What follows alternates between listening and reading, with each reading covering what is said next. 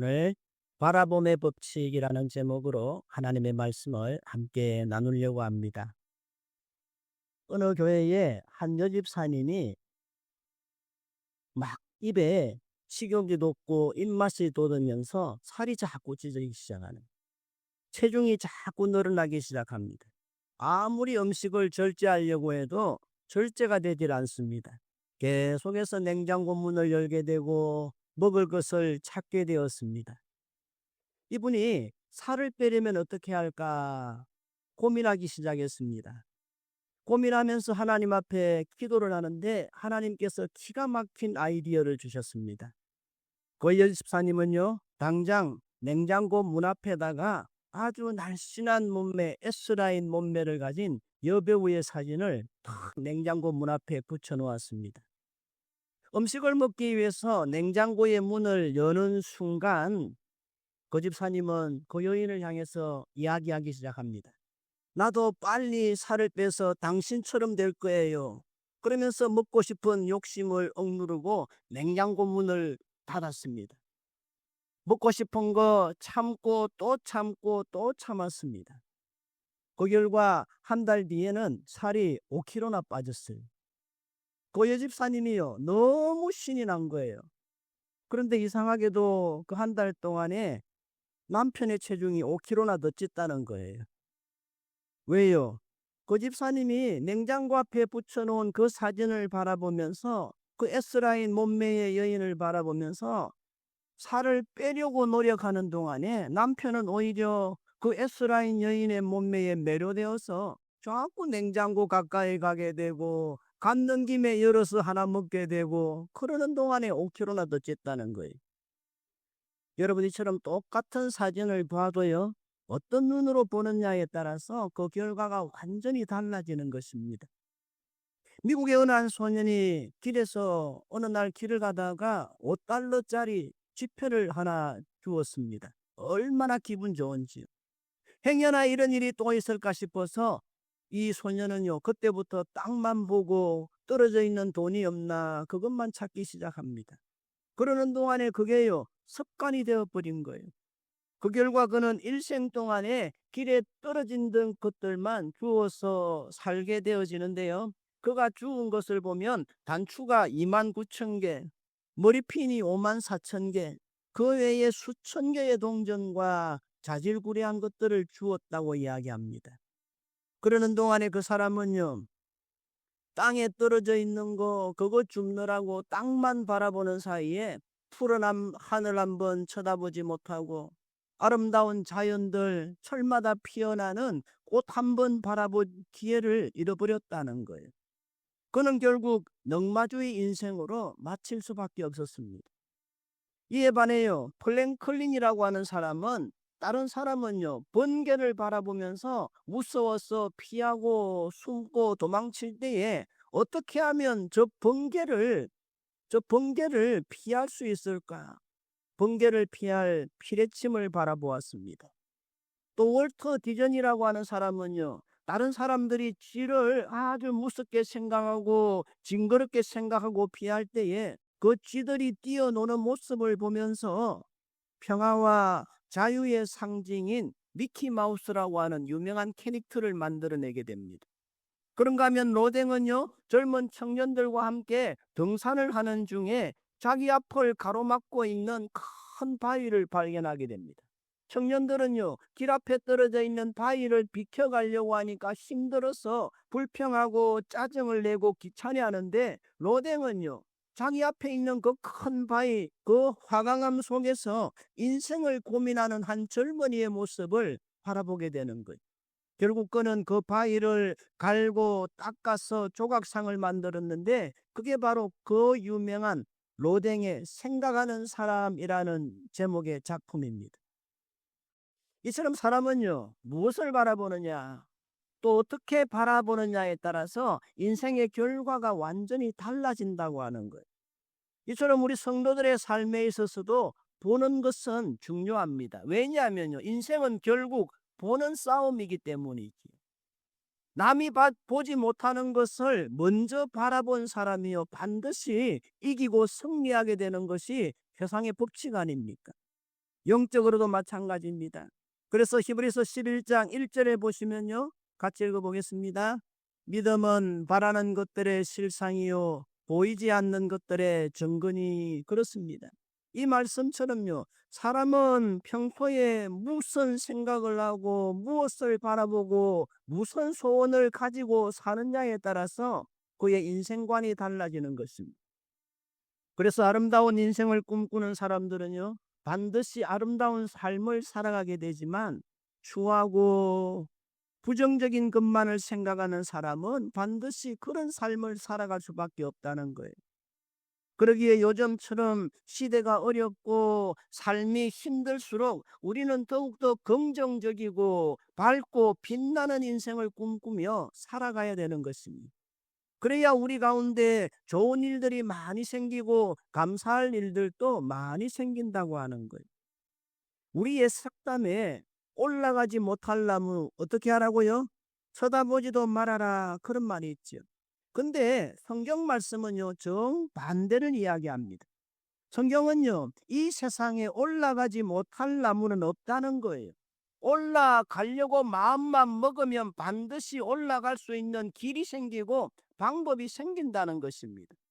또 얼핏 보기에 못 올라갈 나무처럼 보여도 꼭 올라가려고 마음을 먹고 꼭 올라가야만 될 이유를 찾게 되면 결국은 올라간다는 거예요.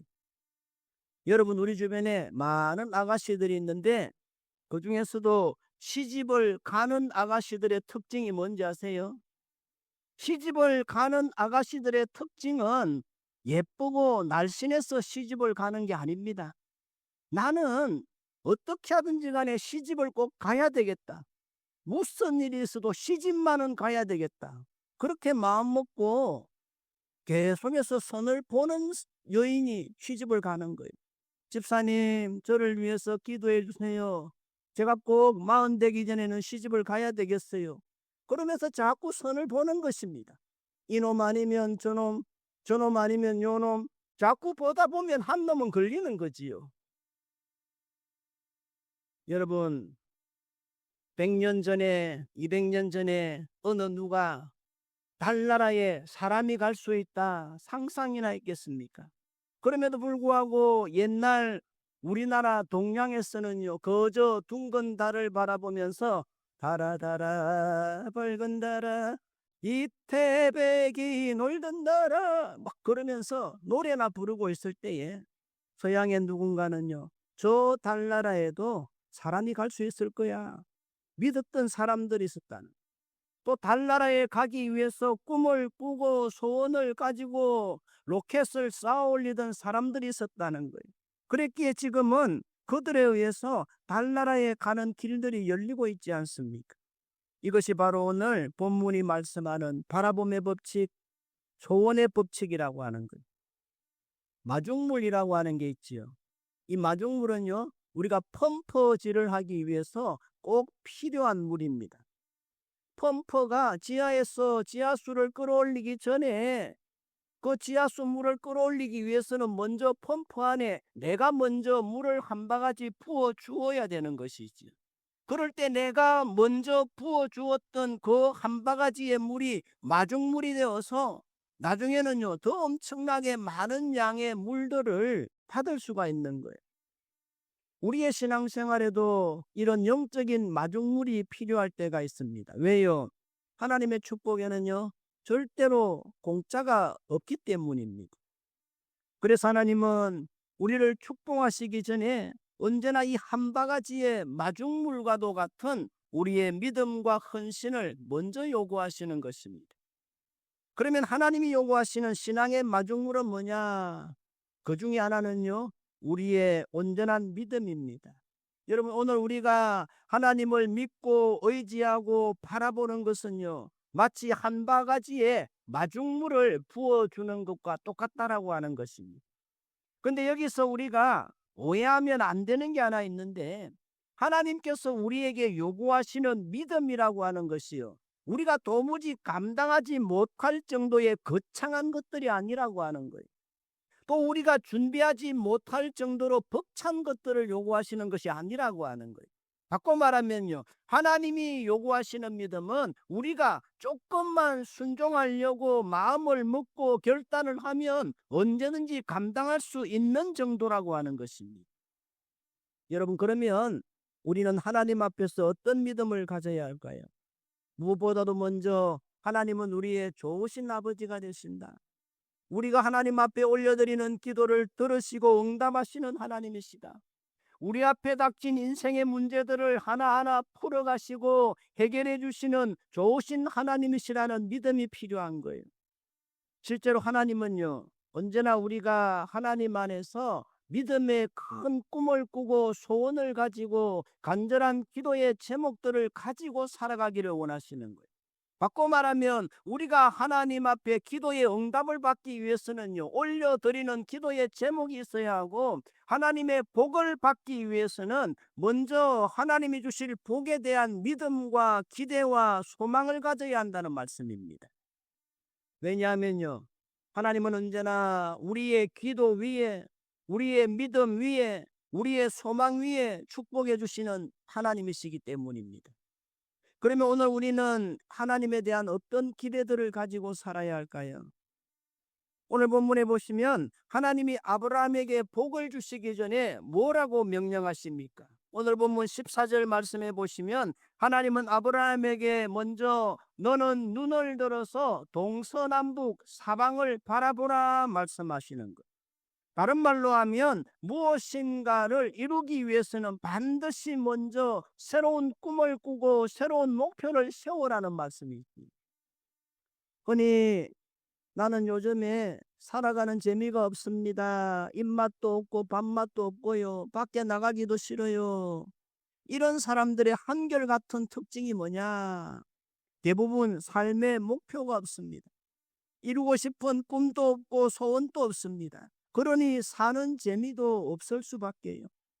혹시 오늘 여러분들이 이런 형편에 처해 계시다면 빨리 정신을 차리시고 다시금 새로운 인생의 목표를 정하시고 그 목표를 향하여 새로운 도전들을 시작해 보시기를 바랍니다. 목사님, 지금 내 나이가 몇인데요? 그런 말씀들 하시지 마세요. 여러분들이 잘 부르는 노래도 있잖아요. 야야야 내 나이가 어때서 딱 좋은 나이인데. 우리가 요즘은 우리 교회가 전교인 야유회를 안 갑니다마는 야유회 대신에 상반기에는 기간별로 또 하반기에는 구역별로 친교회를 가집니다만, 코로나 이전에 우리가 전교인 관광버스를 빌려서 야유회를 가면 그때 각자 18번을 부르는데, 그때 우리 정차준 권사님이 멋지게 부르셨던 노래가 바로 내 나이가 어때서 이거 아니에요. 제가 아직도 기억이 나요. 실제로 요즘은요, 흔히 100세 시대라는 말들을 쉽게 합니다. 그러기에 앞으로 여러분들이 얼마나 더 살는지, 앞으로 얼마나 더 많은 일을 하실 수 있을는지는 아무도 모른다는 거예요.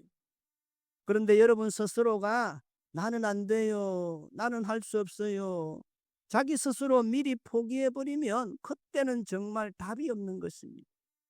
사실 오늘 본문에 나오는 아브라함의 상황은 지금 많이 외롭고 낙심한 상황 가운데 있습니다. 왜냐하면 우리가 지난주에 살펴본 것처럼 아브라함과 조카 롯의 양들이 많아지면서 서로 좋은 풀을 먹이고 좋은 물을 먹이기 위해서 두 사람의 종들 간에 다툼이 일어나지 않았습니까? 이 때문에 마음이 불편했던 아브라함이 조카 롯을 불러서 먼저 이렇게 제안을 합니다. 13장 8절에 보시면 롯아, 우리는 친족이 아니냐? 그러니 너의 목자나 나의 목자나 서로 다투게 하지는 말자. 9절에 보시면 지금 너의 앞에 온 땅이 있지 아니하냐? 네가 먼저 좋은 땅을 택해라. 내가 좌하면 나는 우하고 내가 우하면 나는 좌하리라 제안합니다. 그때 이 말을 들은 롯이 어떻게 합니까? 어릴 때부터 지금까지 자기를 키워준 삼촌 아브라함이 그렇게 통 크게 양보를 하면 조카 롯은 예의상이라도 아닙니다 삼촌, 삼촌은 저를 어릴 때부터 키워주었던 아버지와도 같은 분인데 삼촌이 먼저 좋은 땅을 택하셔야지요. 이래야 되는 것 아닙니까? 그런데 롯의 반응이 어떻습니까? 삼촌, 그 말 정말이지요? 한번 정하고 나면 물리기 없깁니다. 그러면서 두 말도 안 하고 그 좋은 땅을 다 차지하고 떠나버렸습니다. 그때 아브라함이 마음이 어땠을까요? 내가 조카 롯에게 얼마나 잘해주었는데 네가 나에게 그럴 수가 있느냐? 섭섭함과 배신감의 마음이 들지 않았겠습니까? 게다가 롯이 떠나고 이제 자신에게 남아있는 황량한 들판, 초라한 땅을 바라볼 때 얼마나 서글펐겠습니까? 그런데 이게 끝이 아니었다라고 하는 거예요. 그때부터 반전이 일어나기 시작합니다. 그 반전의 시작은요, 하나님이 아브라함을 찾아오심으로부터 시작되어졌습니다. 14절 말씀을 보시면 롯이 떠난 후에 여호와께서 아브라함에게 이르시되라고 말씀합니다. 그렇습니다. 하나님께서 그런 아브라함의 섭섭한 마음을 아시고 친히 찾아오신 것입니다. 그리고는 아브라함의 그 섭섭한 기분을 풀어주시면서 새로운 축복을 약속해 주시는 거예요. 그래, 아브라함아, 잘했다. 조카에게 잘 양보했어. 그래도 마음이 섭섭하지. 그러나 아브라함아, 너에게는 하나님이 내가 있지 아니하니 내가 지금까지도 너와 함께 했던 것처럼 앞으로도 함께 할 거야. 그러니 힘내. 아브라함아, 파이팅. 그렇게 말씀하시는 장면이 바로 오늘 본문입니다. 하나님은 아브라함에게 약속하십니다. 아브라함아, 내가 나를 믿고 조카 롯에게 양보했던 그 좋은 땅에 몇 배, 아니 몇만 배나 더 많은 땅으로 내가 축복해 줄게. 그러면서 14절 다시 보시면 너의 눈을 들어서 동서남북을 바라보라 말씀하십니다. 여러분, 사람은요, 뭘 바라보고 사느냐, 그게 중요합니다. 여러분, 그러면 우리는 뭘 바라보고 살아야 됩니까? 어디를 바라보고 살아야 됩니까? 먼저는요, 앞을 바라보아야 합니다. 바꿔 말하면요, 미래를 바라보며 살아야 합니다. 지금 우리의 형편이 아무리 어려운 자리에 있더라도 늘 더 나은 미래를 꿈꾸고 더 나은 곳을 바라보며 살아가야 되는 거예요. 여기 우리 자녀들도 있는데요. 우리 자녀들, 청년들은 장래에 내가 어떤 사람이 될 거냐 꿈꾸며 살아야 됩니다. 10년 후에는, 20년 후에는 내가 어떤 직업을 가지고 살아갈 거냐 늘 바라며 살아가야 되는 거예요. 나카타니 아키히로라는 사람이 쓴 책 중에 20대에 하지 아니하면 안 될 50가지라는 제목의 책이 있습니다. 이 책의 내용을 한마디로 요약하면 10년 뒤에, 20년 뒤에 자신이 어떤 사람이 될는지 자신의 성공한 모습을 미리 그려보고 그때 성공한 모습대로 살아갈 그대로 미리 살아가는 연습을 하라는 거예요. 그러면서 그분이요, 자기 이야기를 합니다. 자기 스스로 나는 글을 쓰는 사람인데 학생 때부터 그는 늘 자신이 나중에 훌륭한 작가가 되어서 마치 신문사로부터 잡지사로부터 원고 청탁을 받은 사람처럼 매일 글을 썼다는 거예요. 그는 하루의 일과가 아무리 바쁘고 힘들어도 매일매일 빠지지 아니하고 일기를 쓰듯이 조금씩 조금씩 글을 썼다고 하는 거예요. 그랬더니 지금 자신이 꿈꾸던 20대의 모습이 자신에게 그대로 이루어졌다는 것. 나름대로 성공한 작가, 베스트셀러 작가가 되었다라고 하는 인터뷰 내용을 보았습니다. 여러분, 이게 바로 앞을 바라보고 살아가는 사람의 모습입니다. 또 한 가지, 우리는 위를 바라보며 살아야 됩니다. 여러분, 왜 우리가 위를 바라보아야 됩니까? 하나님은 우리 사람을 만드실 때 처음부터 그렇게 만들어 놓으셨기 때문입니다. 원래 인간이라고 하는 단어 자체가 헬라어로는 안드로포스라는 뜻이지요. 위를 바라보는 동물이라는 뜻입니다. 그런데 우리가 자꾸만 땅만 바라보면서 살아가게 되면요, 결국은 동물과 다를 바가 없게 된다는 것입니다. 여러분 보세요.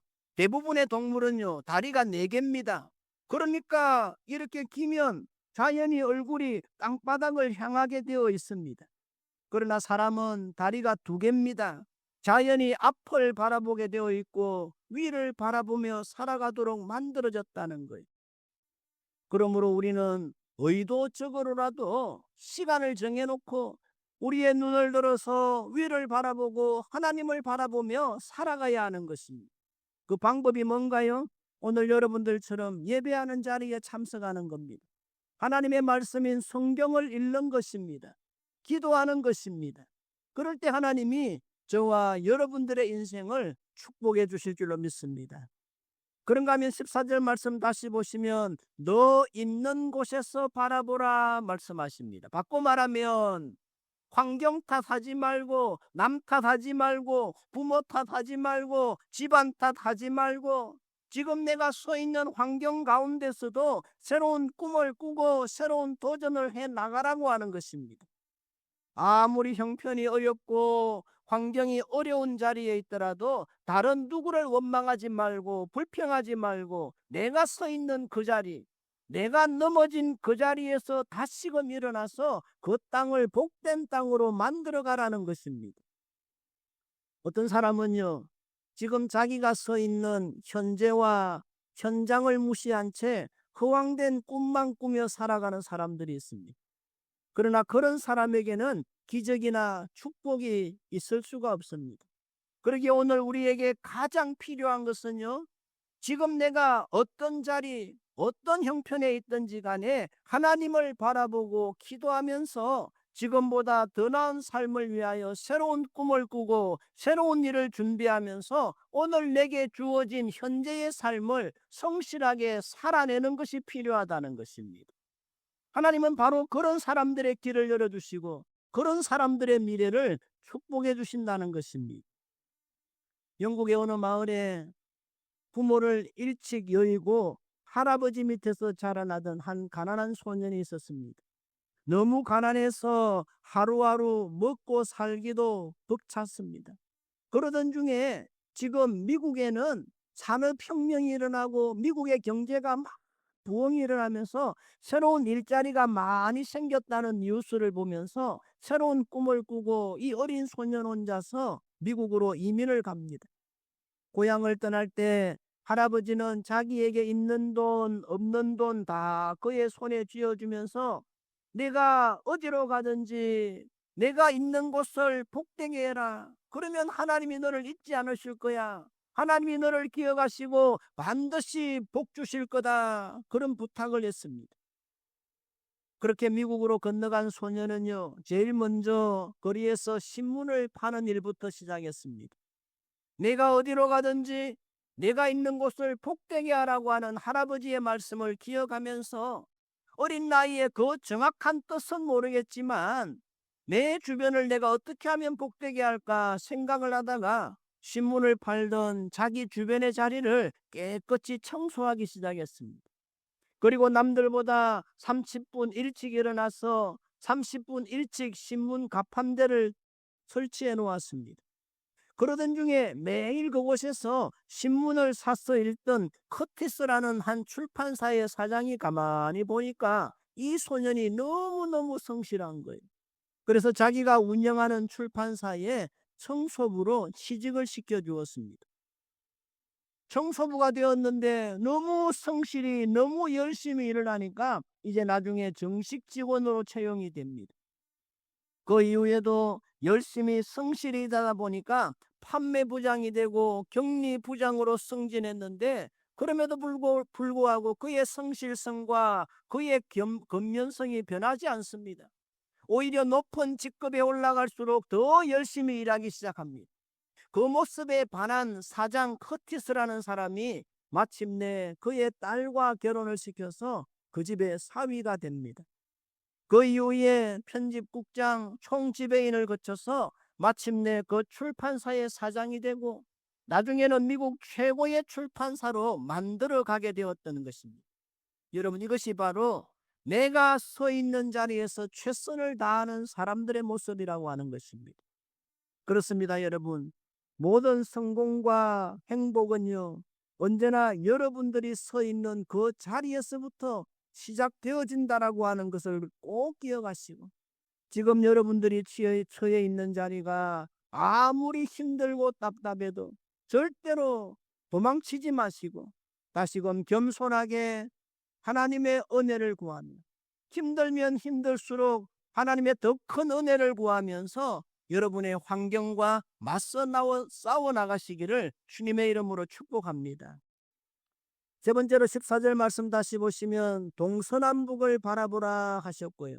17절에 보시면요, 너는 일어나 그 땅을 종과 행으로 두루 다녀보라 말씀하십니다. 여러분, 이게 무슨 말인가요? 한마디로 말하면 세상을 길게 보고 넓게 보라는 말씀입니다. 인간은 짧은 인생을 살아가다 보니까 자기도 모르게 좁게 보게 되어지고 넓게 보지를 못합니다. 눈앞에 있는 것만 보고 길게 보지를 못합니다. 그래서 조금만 더 길게 보고 조금만 더 넓게 보면 아무 일도 아닌 것을 과민 반응을 하는 경우들이 많습니다. 이 때문에 쉽게 해결되어질 문제들도 오히려 실타래 꼬이듯이 더 복잡하게 꼬이는 것을 보게 됩니다. 그러나 여러분, 우리 앞에는 언제나 동서남북 사방향이 열려 있다는 사실을 늘 기억해야 합니다. 여러분 보세요. 계절도요, 한 계절만 있는 것이 아니고 4계절이 있습니다. 그러기에 냉면 장사가 여름에 잘 팔리던 냉면이 겨울에 안 팔린다고 해서 낙심만 해서는 안 됩니다. 잘 팔리던 여름이 있으면 좀 덜 팔리는 겨울도 있고, 그런 겨울을 잘 견디다 보면 또다시 잘 팔리는 여름이 오게 되어지는 것입니다. 이처럼 하나님은 우리에게 4계절을 주셨고 동서남북을 주셨습니다. 그러기에 어느 한 방향으로 가다가 길이 막힌다고, 안 된다고 실망만 하지 마시고 아직도 가보지 않은 새 방향이 더 남아 있다는 사실을 기억하고 힘을 내야 하는 것입니다. 여러분, 우리가 사는 공간도 그렇습니다. 우리에게는요, 우리 눈에 보이는 1차원의 세계만 있는 것이 아닙니다.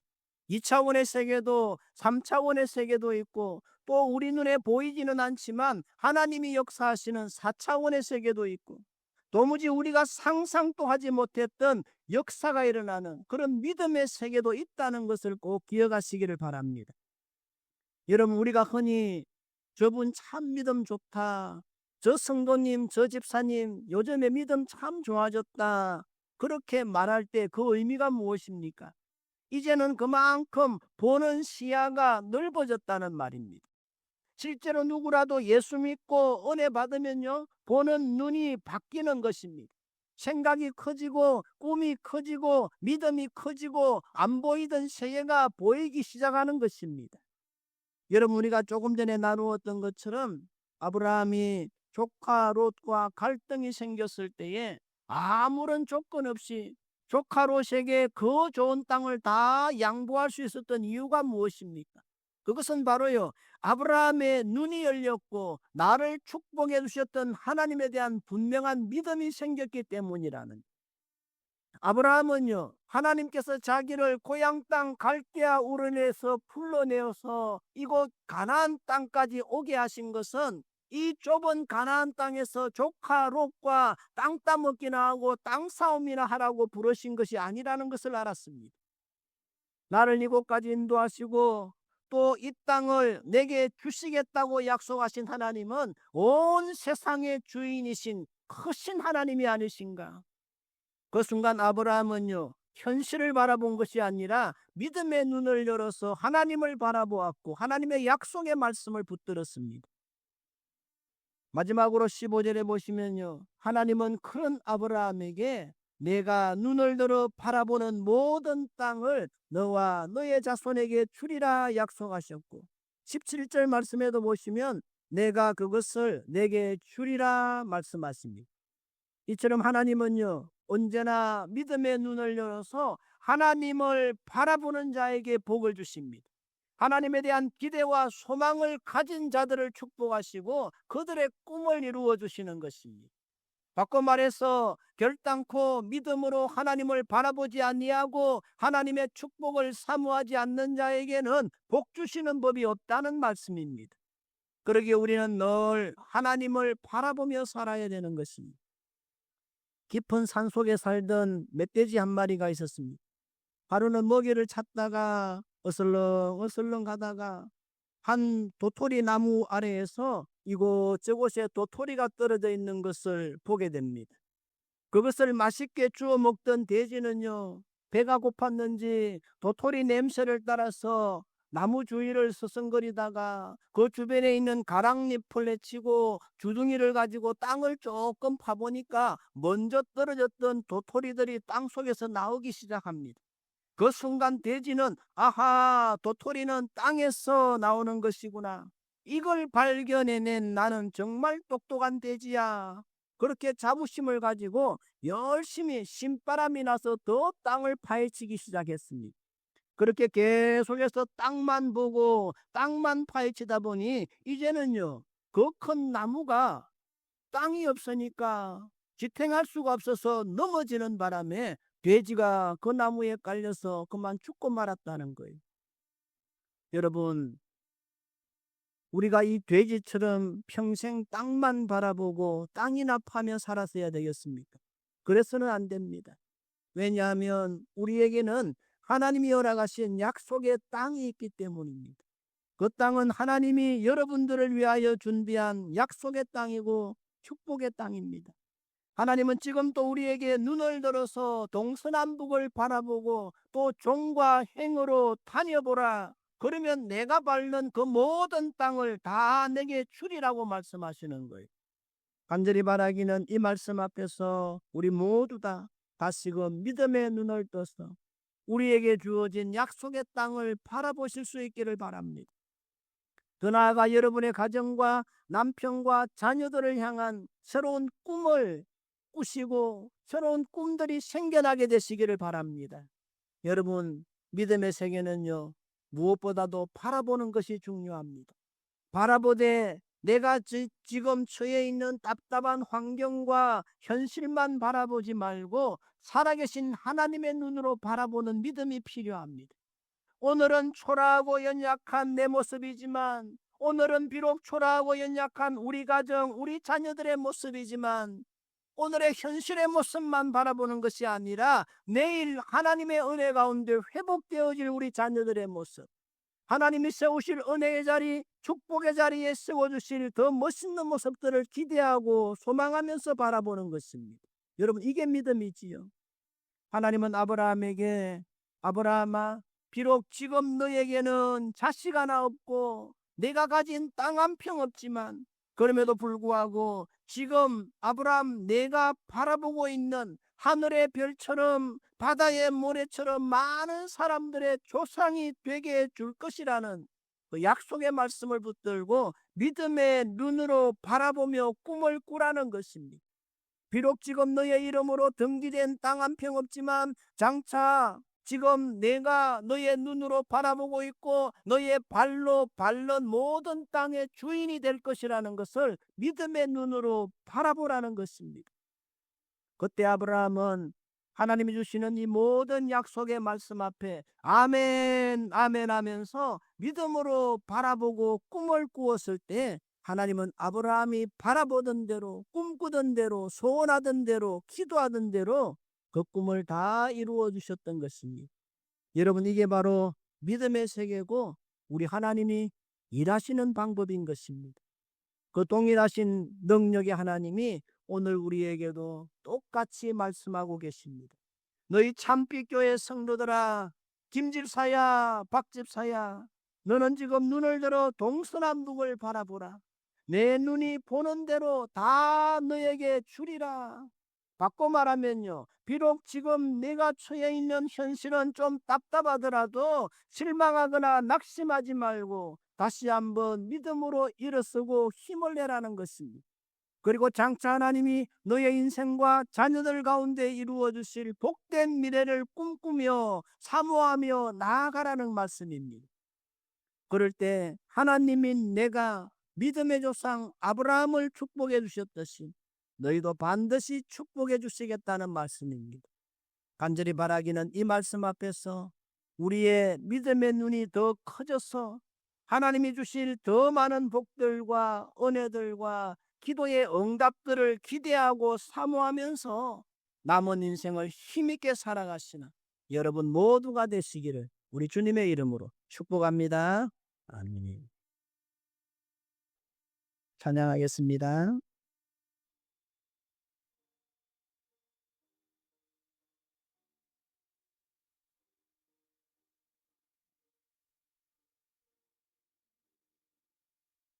너 근심 걱정 말아라.